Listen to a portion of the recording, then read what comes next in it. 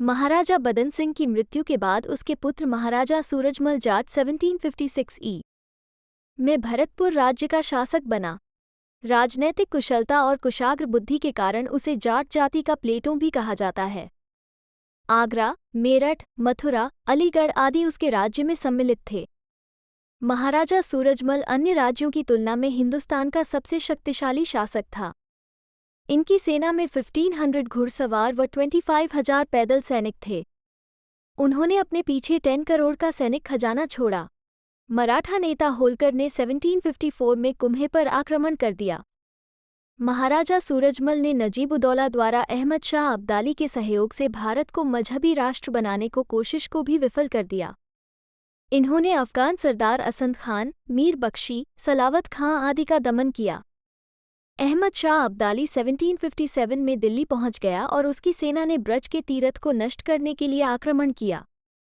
इसको बचाने के लिए केवल महाराजा सूरजमल ही आगे आए और उनके सैनिकों ने बलिदान दिया। अब्दाली पुनः लौट गया।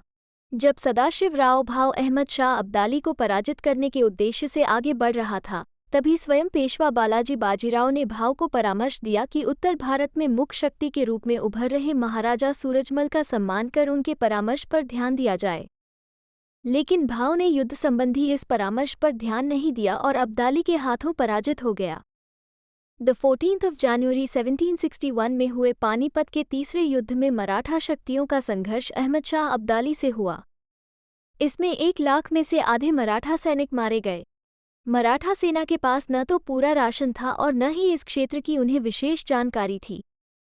यदि सदाशिव भाऊ के महाराजा सूरजमल से मतभेद न होते तो इस युद्ध का परिणाम भारत और हिंदुओं के लिए शुभ होता। इसके बाद भी महाराजा सूरजमल ने अपनी मित्रता निभाई। उन्होंने शेष बचे घायल सैनिकों के अन्न, वस्त्र और चिकित्सा का प्रबंध किया। महारानी किशोरी ने जनता से अपील कर अन्न आदि एकत्र किया। ठीक होने पर वापस जाते हुए हर सैनिक को रास्ते के लिए भी कुछ धन, अनाज तथा वस्त्र दिए। अनेक सैनिक अपने परिवार साथ लाए थे। उनकी मृत्यु के बाद सूरजमल ने उनकी विधवाओं को अपने राज्य में ही बसा लिया। उन दिनों उनके क्षेत्र में भरतपुर के अतिरिक्त आगरा, धौलपुर, मैनपुरी, हाथरस, अलीगढ़, इटावा, मेरठ, रोहतक, मेवात, रेवाड़ी, गुड़गांव और मथुरा सम्मिलित थे। मराठों की पराजय के बाद भी महाराजा सूरजमल ने गाजियाबाद, रोहतक और झज्जर को जीता। वीर की सेज सम्रभूमि ही है। 25 दिसंबर 1763 को नवाब नजीब-उद-दौला के साथ हुए युद्ध में गाजियाबाद और दिल्ली के मध्य हिंडन नदी के तट पर महाराजा सूरजमल ने वीरगति पाई। उनके युद्धों एवं वीरता का वर्णन सूदन कवि ने सुजान चरित्र नामक रचना में किया है। दिल्ली की लूट।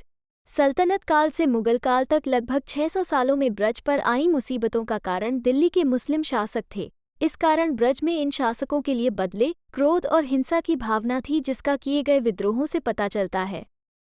दिल्ली प्रशासन के सैनिक अधिकारी अपनी धर्मांधता की वजह से लूटमार थे। महाराजा सूरजमल के समय में परिस्थितियां बदल गई थी। यहाँ के वीर व साहसी पुरुष किसी हमलावर से स्वसुरक्षा में ही नहीं, बल्कि उस पर हमला करने में खुद को काबिल समझने लगे। सूरजमल द्वारा की गई दिल्ली की लूट का विवरण उनके राजकवि सूदन द्वारा रचित सुजान चरित्र में मिलता है। सूदन ने लिखा है कि महाराजा सूरजमल ने अपने वीर एवं साहसी सैनिकों के साथ सन 1753 के बैसाख माह में दिल्ली कूच किया। मुगल सम्राट की सेना के साथ राजा सूरजमल का संघर्ष कई माह तक होता रहा और कार्तिक के महीने में राजा सूरजमल दिल्ली में दाखिल हुआ। दिल्ली उस समय मुगलों की राजधानी थी। दिल्ली की लूट में उसे अथाह संपत्ति मिली। इसी घटना का विवरण काव्य के रूप में सुजान चरित्र में इस प्रकार किया है। महाराजा सूरजमल का ये युद्ध जाटों का ही नहीं वरन ब्रज के वीरों की मिलीजुली कोशिश का परिणाम था।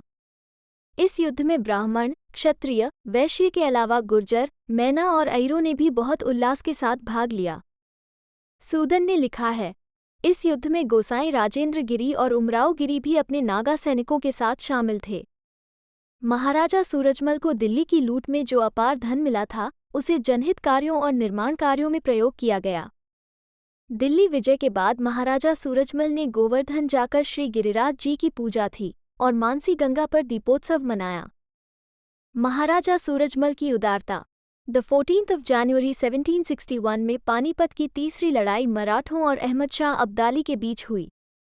मराठों के 1 लाख सैनिकों में से आधे से ज्यादा मारे गए। मराठों के पास न तो पूरा राशन था और न ही इस इलाके का उन्हें भेद था। कई कई दिन के भूखे सैनिक क्या युद्ध करते? अगर सदाशिवराव महाराजा सूरजमल से छोटी सी बात पर तकरार न करके उसे भी इस जंग में साझीदार बनाता तो आज भारत की तस्वीर और ही होती। महाराजा सूरजमल ने फिर भी दोस्ती का हक अदा किया। 30-40 हजार मराठे जंग के बाद जब वापस जाने लगे तो सूरजमल के इलाके में पहुंचते पहुंचते उनका बुरा हाल हो गया था। जख्मी हालत में, भूखे प्यासे वे सब मरने के कगार पर थे और ऊपर से भयंकर सर्दी में भी मरे। आधों के पास तो ऊनी कपड़े भी नहीं थे। 10 दिन तक सूरजमल ने उन्हें भरतपुर में रखा, उनकी दवा दारू करवाई और भोजन और कपड़े का इंतजाम किया। महारानी किशोरी ने भी जनता से अपील करके अनाज आदि इकट्ठा किया। सुना है कि कोई 20 लाख रुपए उनकी सेवा पानी में खर्च हुए। जाते हुए हर आदमी को 1 रुपया, 1 सेर अनाज और कुछ कपड़े आदि भी दिए ताकि रास्ते का खर्च निकाल सकें। कुछ मराठे सैनिक लड़ाई से पहले अपने परिवार को भी लाए थे और उन्हें हरियाणा के गांवों में छोड़ गए थे। उनकी मौत के बाद उनकी विधवाएं वापस नहीं गईं। बाद में वे परिवार हरियाणा की संस्कृति में रम गए। महाराष्ट्र में डांगे भी जाटवंश के ही बताए जाते हैं और हरियाणा में डांगी भी उन्हीं की शाखा है। मराठों के पतन के बाद महाराजा सूरजमल ने गाजियाबाद, रोहतक, झज्जर के इलाके भी जीते। 1763 में फर्रुखनगर पर भी कब्जा किया। वीरों की सेज युद्धभूमि ही है।